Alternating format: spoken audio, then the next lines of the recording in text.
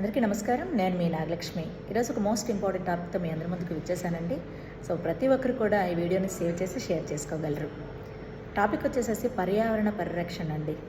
Present చూస్తూనే ఉన్నారు, వాతావరణంలో ఎన్ని మార్పులు, పెను మార్పులు వచ్చేసేసి భయంకరంగా తయారవుతూ ఉంది.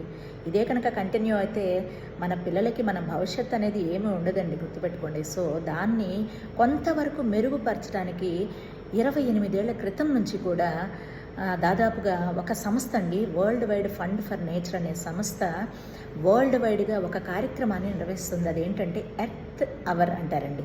ఎర్త్ అవర్ అంటే మన ఇళ్లల్లో ఒక 60 నిమిషాల పాటు, అంటే గంట పాటు లైట్లన్నీ కూడా ఆఫ్ చేసి పెట్టడాన్ని ఎర్త్ అవర్ అంటారన్నమాట. దానివల్ల విద్యుత్ని మనం ఆదా చేసిన వారం అవుతాం, అలాగే కొంత పర్యావరణాన్ని రక్షించిన వారం కూడా అవుతాం. కాబట్టి ఈ కార్యక్రమాన్ని వారు నిర్వహిస్తూ ఉన్నారు. ఇది ప్రతి సంవత్సరం కూడా మార్చిలో వస్తుంది.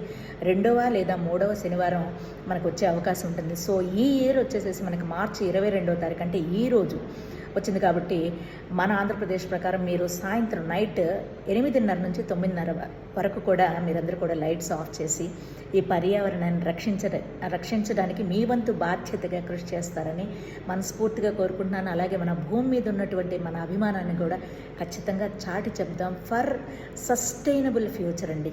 Thank you so much. నమస్తే. జై హింద్.